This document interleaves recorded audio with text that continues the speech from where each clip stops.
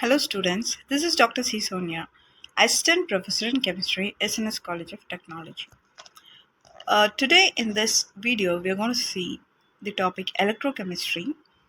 So electrochemistry, it deals with for example, if we start with in electrochemistry, we see in our day-to-day life, we use the batteries. We use the batteries in remote controls. We use the batteries in a cell phone. Then we use the batteries in your vehicle. You have the UPS that is working in your home. Then even we use batteries in technologies like drone. Okay, so batteries, it plays a very important role in our life. So electrochemistry, it deals it's a branch, it's defined as a branch of chemistry which deals with the interconversion of chemical energy to electrical energy and electrical energy to chemical energy. So there are two types of that is conversion is over here. One is which deals with the conversion of chemical energy to electrical energy, and another with the electrical energy to chemical energy. So in a battery, if you take in common, the chemical energy is converted into electrical energy. Okay, so we use batteries. That is, they are there. The cells are present in those, and they are converted into electrical energy. Whereas when you see about the electroplating, electrolysis, that is, electricity is converted into chemical energy.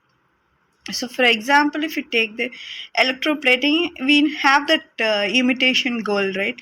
You have a metal for ornaments. When we have a metal, on that we do the electroplating process. That is gold metal plated with gold, some 1 gram of gold, and it can be used as the ornaments. It will look as of gold, but it is not gold. It is a electroplated material.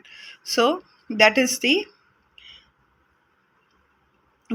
the that is chemical energy is converted into that is electrical energy is used to convert into chemical energy. That is, it is used to deposit the metal that has to be deposited on the metal. It is used for such deposition. So electrode potential, it's a term when a metal rod is dipped in its solution, salt solution. Salt solution is called an electrolyte. Okay, the metal atoms tend either to lose electron. Electron losing is called the oxidation. Okay, or to accept electrons, that is called the reduction.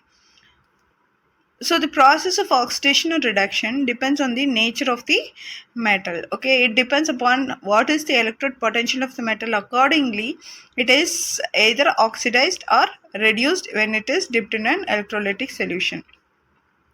In this process, there develops a potential between the metal atom and its corresponding ion, that is called the electrode potential.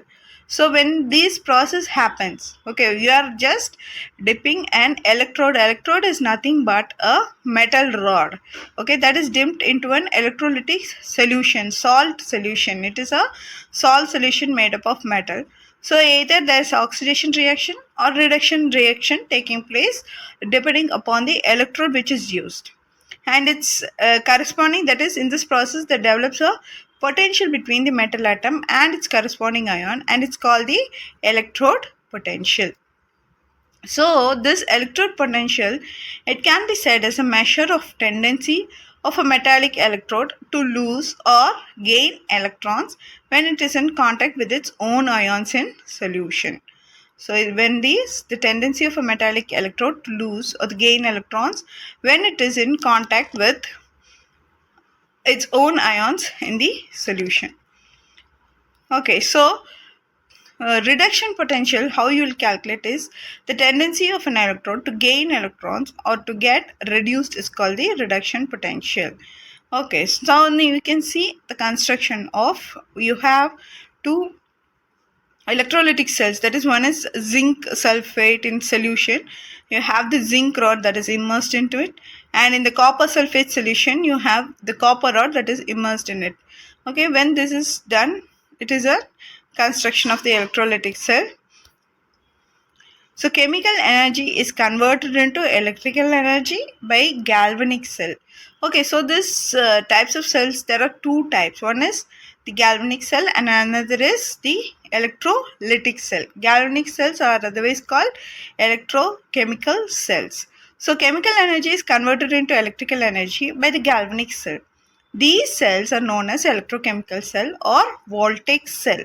The best example of galvanic cell is Daniell cell. This cell is formed by the combination of two half cells. One is oxidation half cell or anodic half cell, or other is one is reduction half cell or cathodic half cell. So we have to remember one point in this. Always there is oxidation reaction taking place at anode and reduction reaction will take place at the cathode. So just remember an oxidation at anode and cathode reduction. Okay, so always whatever the sign may be, but this is the